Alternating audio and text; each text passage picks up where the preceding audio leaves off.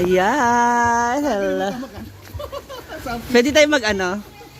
Ayan. Andito na yung panibagong project. Mukhang mag-1 year ka talaga. How true? Ha, mukhang mag-1 year ka talaga. Ayan. So, nandito tayo sa panibagong project. Dito sa Hinaguan Farm.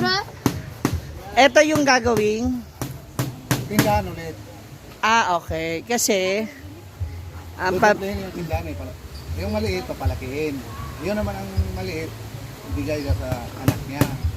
ito kay Ate Charen. Dito magiging peso ng okay na Ate Charen. Tapos ito yung tindahan ni Mama Sita. Okay, para mas malaki yung spacing.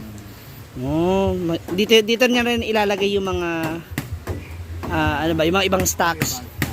Wala na sa labas, ito na sa lahat.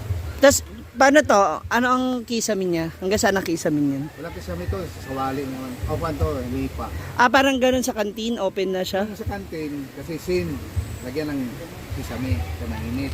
Ito, walang kisame ito. So parang ganun sa open siya.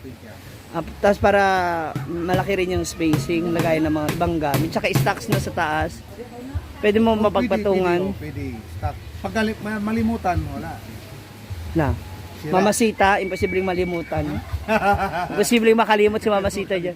Oh, baby boy is there. Ang hilig mo dyan sa taas. Kamusta na yung cellphone mo? Sira pa rin. Ha? Nasira na? Sana all. Sana all, maraming pang stocks, pambili ng bago. Andiyan na si Mama Sita. Mga ilang mga ilang linggo or araw abutin?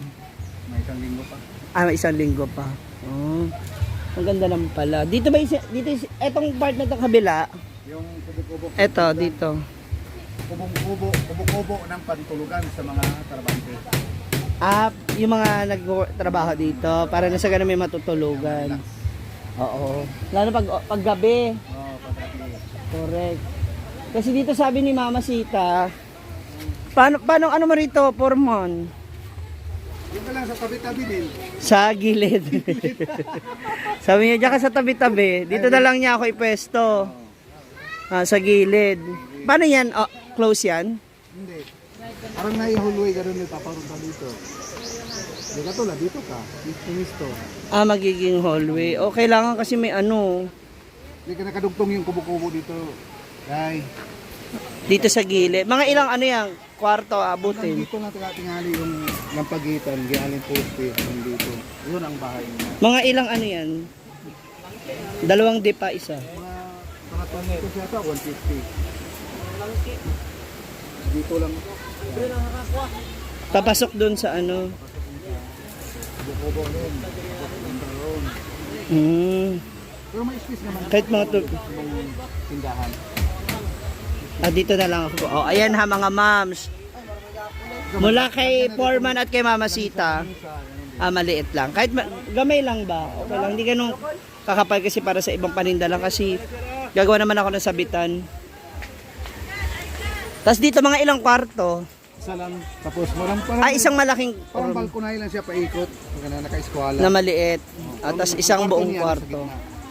Okay. Okay din pala. Hindi naman maapektuhan yung magiging drainage nila dito. Hindi naman. Okay na siya. Taray. Thank you for mga 1 week yun. Nalampas pa dito. Yan yung side. Dito na area.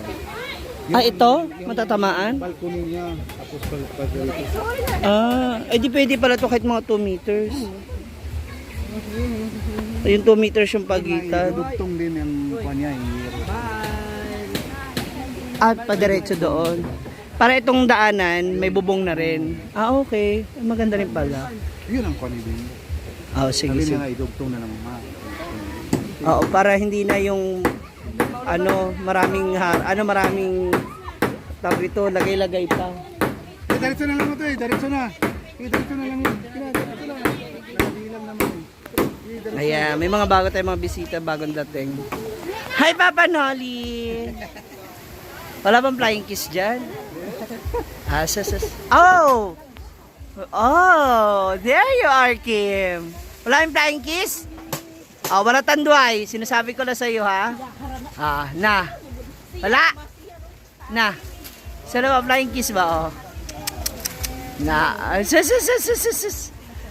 Maharap na po ang inyong mamshi. There you go mga moms! So yan nga, yan yung mga isa sa mga nabanggit na kwento o yung plano para dito po sa other side ng Hinaguan Farm. Yung store ni Mama Sita na ito ay maita-transfer dito sa mas malaking space para yung mga stocks niya ng ibang soft drinks nasa loob na din.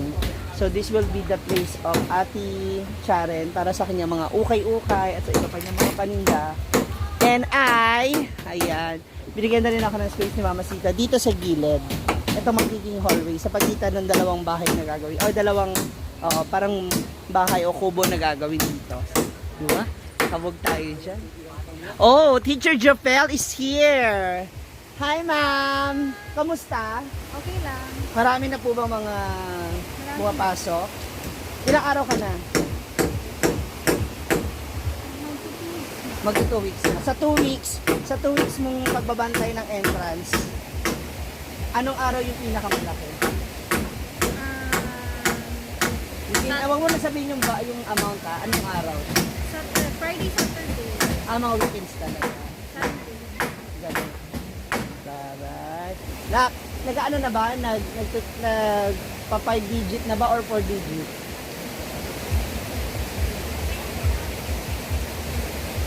4 digit. 5 digit? Oh!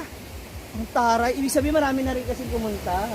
So wala na nag-upukan. Naka 5 digit na rin halos. Oh! Ang taray. Iba, wala naman nakakalusot. Ano yung pinakamahigpit na ano?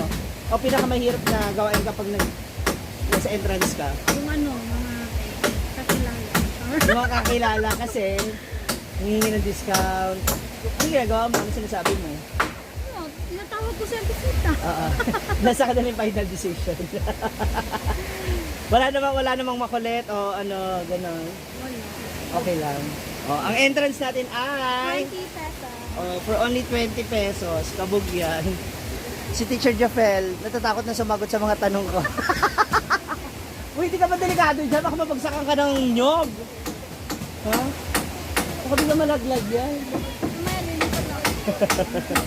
Ayan, abangan nyo mga moms sa mga iba pang mga kwento at chismis dito sa Hinaguan Nature Park. Sa pang-abangan nyo po yan. Muli, this is Ma'am Shiji. Please subscribe and follow my YouTube and Facebook page. Maraming salamat and see you till next time. Babu!